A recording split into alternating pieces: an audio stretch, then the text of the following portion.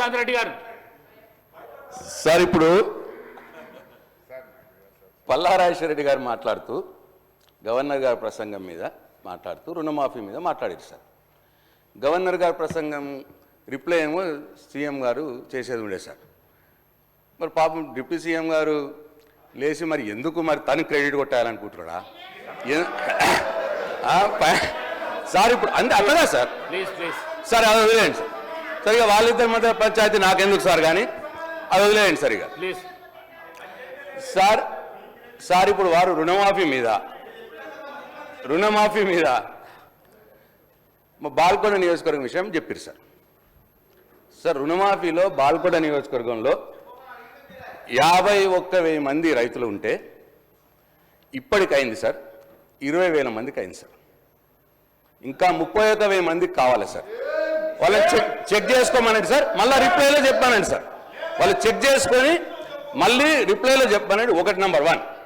Number 2, మేము TRS ప్రభుత్వంలో ఉన్నప్పుడు రెండు విడతలుగా మేము రుణమాఫీ చేసిన అమౌంట్ కంటే మొన్న వాళ్ళు చేసిన రుణమాఫీ అమౌంట్ తక్కువ ఉన్నది అని చెప్పి నేను ఇక్కడ మాట్లాడుతూ ఉన్నాను. దాన్ని కూడా వివరాల ప్రకారం తీసుకొని నాకు చెప్పానండి సార్. వాళ్ళ రిప్లైలో చెప్పానండి సార్. 2 విడతలుగా పోయిన ప్రభుత్వంలో 2 విడతలుగా రుణమాఫీ చేస్తే వారు 1 విడతగా అమౌంట్ చెప్పి మొత్తం కావలసుకొని ఏదో చెప్పుకుంటే సభను తప్పుదో పట్టించే ప్రయత్నం చేసిందని నేను మీకు మనవి చేస్తా ఉన్నా సార్. అట్లనే ఇక వేరే స్కీముల గురించి ఏవో చెప్పురి సార్. సార్ వాళ్ళు ఇచ్చినవి చెప్తున్నారు. అసలు ఎంతమంది అప్లై చేసిర్రు, మీరు ఎంతమందికి ఇచ్చిర్రు అది కూడా చెప్పాలి సార్. సార్ మేము ఇచ్చింది 2018 మీరు ఎంత ఇచ్చిర్రు అటు ఇట్లా అంటున్నారు సార్. మేము ఇచ్చినాము, మా చేతనైనంత ఇచ్చినాము, మాకు తోచినంత ఇచ్చినాము. దాంట్లో సంతృప్తి పడ్డోళ్ళు పడ్డరు, బాధపడ్డోళ్ళు బాధపడి ఉండొచ్చు. ఎలక్షన్లు అయిపోయినాయి సార్. మీరు ఎలక్షన్లప్పుడు ఏం చెప్పిండ్రు, ఇప్పుడు ఏం చేసిండ్రు అన్నదే పాయింట్ సార్.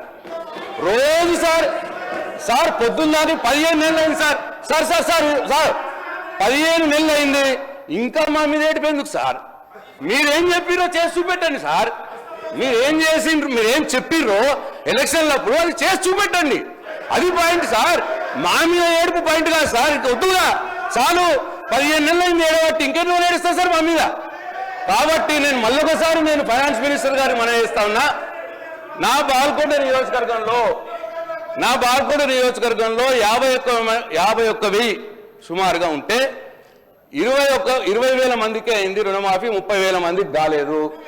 ప్లస్ మేము టీఆర్ఎస్ ప్రభుత్వంలో ఉన్నప్పుడు 2 సార్లు 2 విడతలుగా మేము చేసిన దానికంటే మొన్న మీరు చేసిన రుణమాఫీ అమౌంట్ తక్కువ ఉన్నది. ఇది నంబర్ 2. ఈ 2 విషయాల్లో మీరు చెక్ చేసుకొని మీ రిప్లైలా ఇస్తారా, సీఎం గారు రిప్లైలు ఇస్తారా, అది మీరు తెలుసుకోండి. నంబర్ 2 అట్లనే సార్ ఇప్పుడు అన్ని బోనస్ అయిందా సార్? ఎంతమందికి ఇవ్వాల్సి ఉండే ఎంతమందికి ఇచ్చారు సార్ బోనస్? 500 బోనస్. అది చెప్పాలా సార్? రైతు భరోసా ఎగ్గొట్టలేదా సార్? వానకాలం ఎగ్గొట్టలేదా సార్? మొన్న ఇస్తామన్నారు. ఎంతమందికి ఇవ్వాల్సి ఉంటే ఎంతమందికి ఇచ్చారు చెప్పాలి కదా సార్? ఇచ్చిందే చెప్పుకుంటా పోతున్నారు. ఎంతమందికి ఇవ్వాల్సి ఉందో కూడా చెప్పాలి కదా సార్? అట్లా ప్రతిదీ అంతే సార్. మహాలక్ష్మి 4,000 పెన్షన్ వచ్చిందా సార్? 2,500 వాళ్ళు చెప్పింది సార్.